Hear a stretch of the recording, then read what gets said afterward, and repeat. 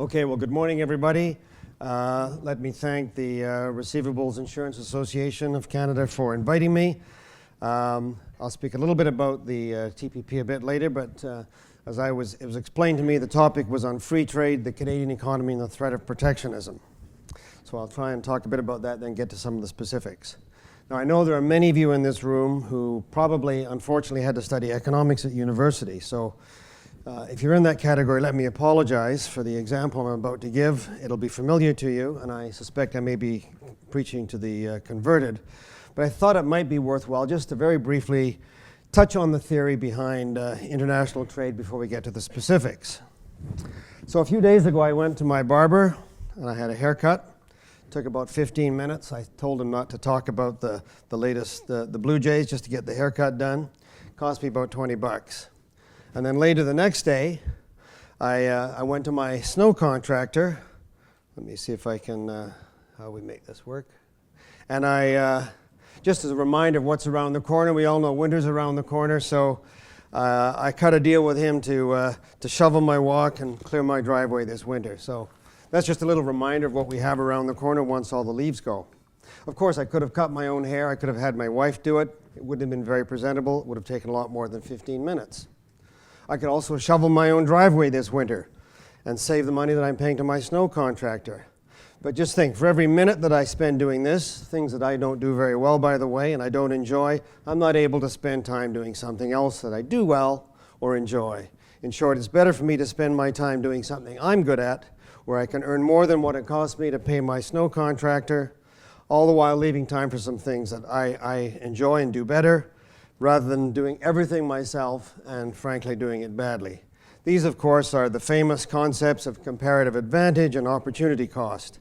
I can't do two things at once, and I'm better off at specializing in the things that I know how to do best and paying someone else, trading with them, if you like, to do the things that they do best, that they do better, more quickly and efficiently, and ultimately at less cost. And of course, it's exactly the same with international trade, as you know. The theory tells us that increased trade through a lowering of barriers, tariffs, and some of the other measures we've talked about leads to a number of outcomes. Specialization in the things that we make or do well, economies of scale, trade creation, growth in imports and exports, and thus an increase in economic activity and jobs. Better competition, lower prices. At least that's the theory. So, in fact, how well does the theory stack up to reality? Well, I'd say actually pretty well. Over the past half century approximately, global trade has increased tenfold and GDP has quadrupled. As was pointed out by our first speaker, trade in the last few years since 2008 has been fairly stagnant. We can perhaps talk about that in the discussion. What globalization has not done is eradicated poverty, obviously, nor has it eliminated the income gap between poor and rich, which is one of the causes for globalization. But on the other hand, it has helped lift millions of people out of poverty. It has provided the means to promote mobility, education, and better economic outcomes. And looking at the really big picture, despite many regional conflicts, it's helped prevent another global war. Now, these benefits have not come easily. Governments have had to convince skeptical publics that it's in their interest to bring down trade barriers and allow foreign competition. Look at the debate we're having today over the TPP. With the removal of most tariffs, again, as was pointed out, all kinds of new barriers have arisen. Conflicting standards, lack of labor mobility, service regulatory barriers, lack of protection for intellectual property, restrictions on investments, and so on. So the game goes on in a different guise. You know, as one example, we often hear that we should all strive to buy local.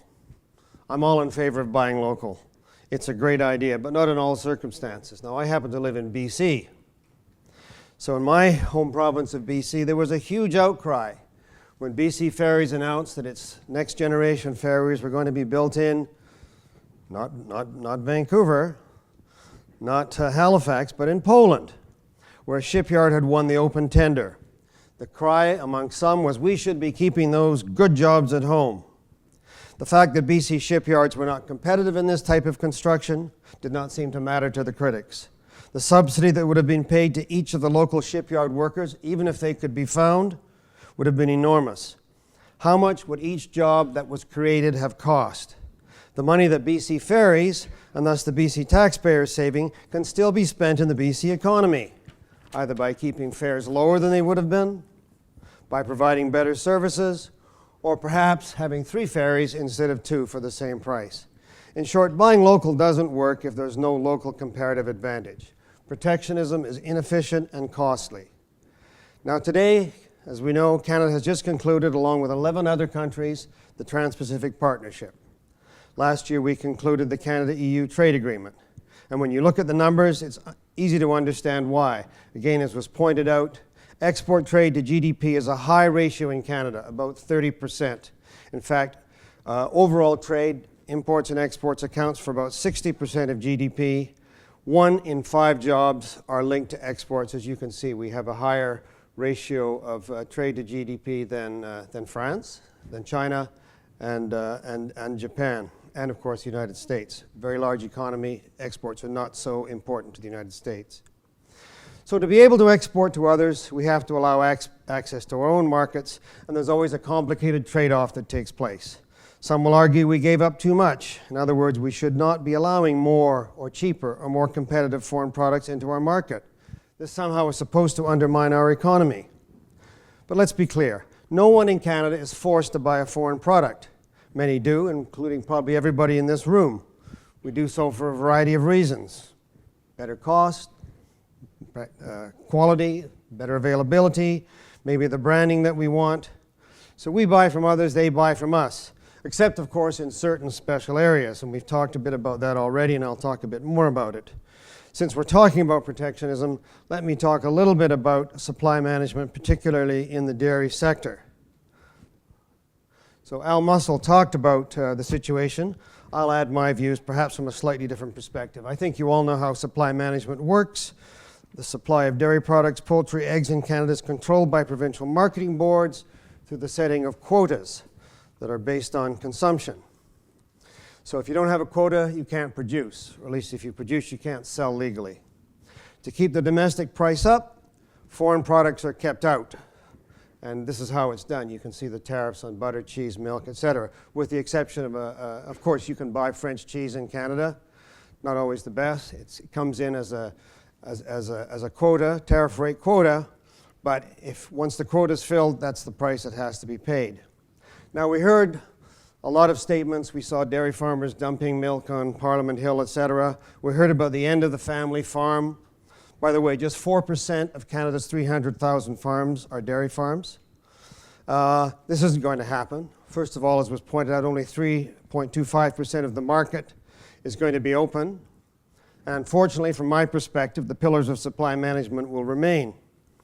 Secondly, the dairy farmers were bought off with a $4.3 billion package that will, among other things, protect their income and perhaps over time, hopefully, retire their quota.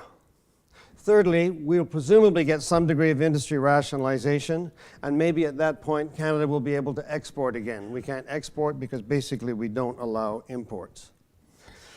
Frankly, I think it's a shame, a missed opportunity that so little was done to remove the barriers that distort this industry. But at least a start has been made. With the phasing out of supply management, prices for consumers would likely drop. A wider variety of products would be made available.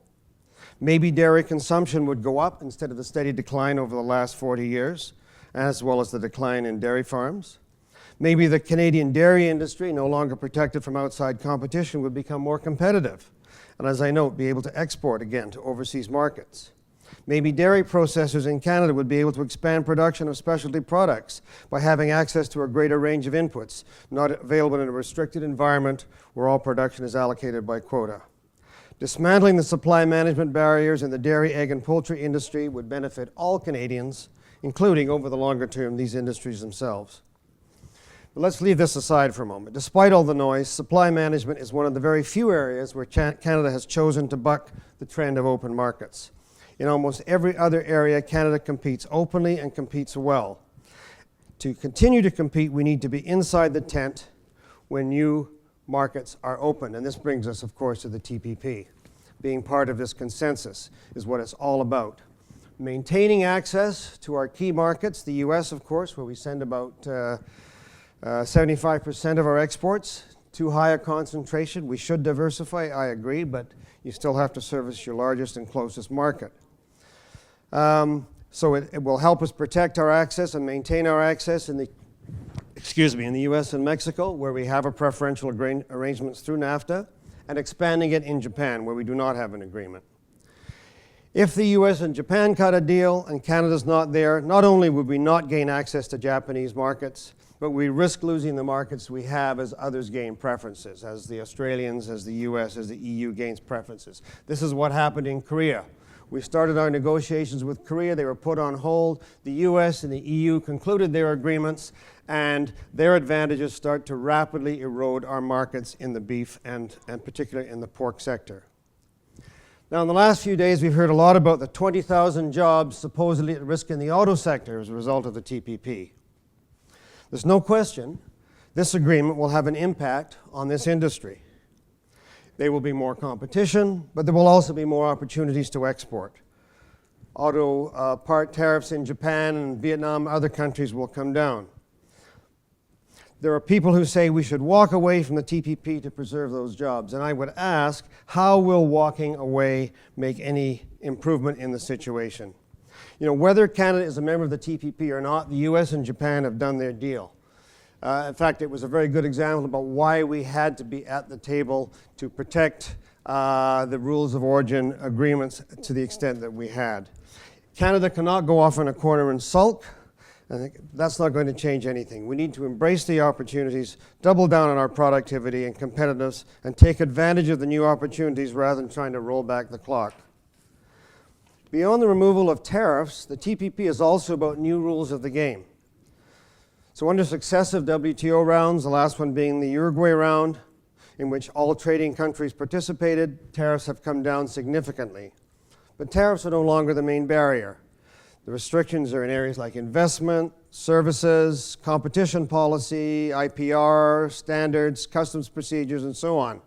So with the global trading agenda stalled over the impasse between developed and developing countries, regional trade agreements like the TPP, possibly like the TTIP, which may come, that's between the US and the EU. The countries that want to move ahead, the so-called coalition of the willing, to use that unfortunate phrase, have come together, and there's a process of competitive liberalization, if you like, in terms of setting new standards for trade. Canada needed to be part of that process to be a maker rather than a taker of the rules. Now, this is even more important because of the changing nature of trade.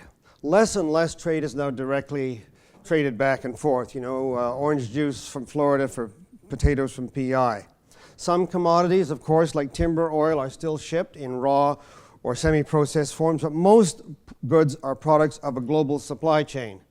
Now, this is an example of the Apple iPhone that you probably have in your pocket. You can see where the range of suppliers come from, including, I know, one from Canada. I'm not sure where that is. You'll notice the vast majority are from Asia. Only a relatively small percentage are from the United States.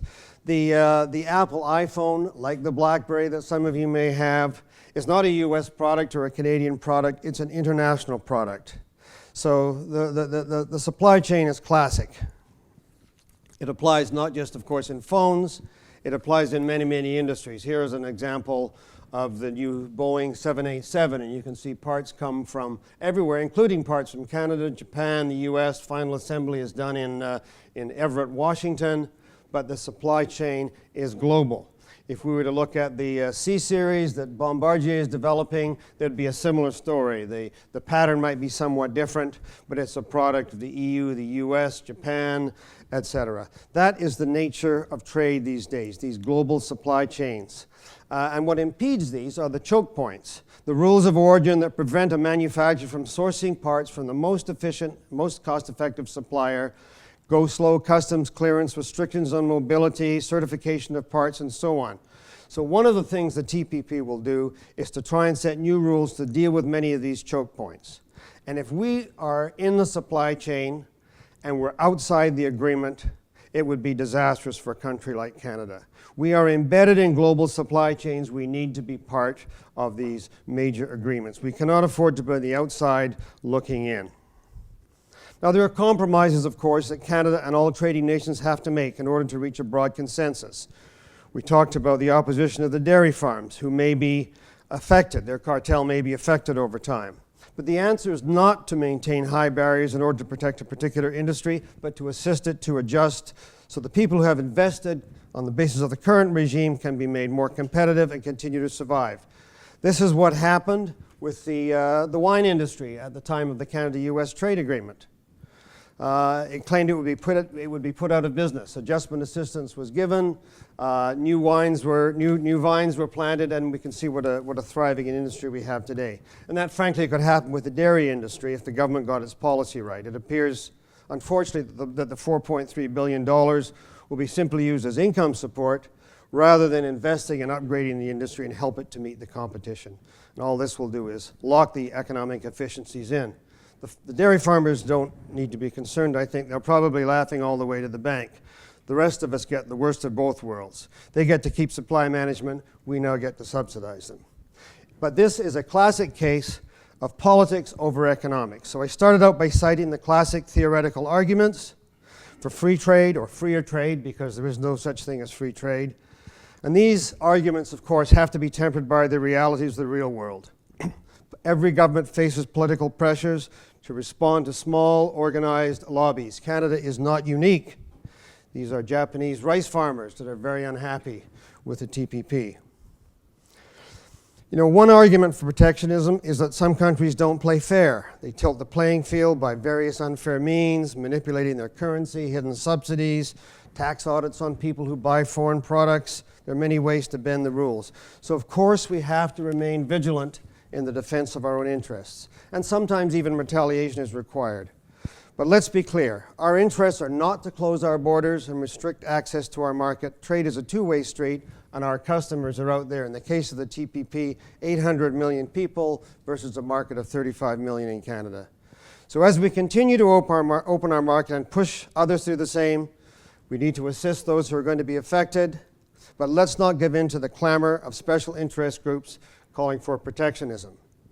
So I'll leave it for you to decide. If the TPP is good or bad, we probably won't know. The balance sheet won't be in for a number of years. But for me, Canada has always thrived on competition and an open trade regime. I strongly believe the TPP and other agreements already negotiated or being negotiated will allow us to continue to maintain and grow a robust economy for the benefit of all Canadians. Thank you.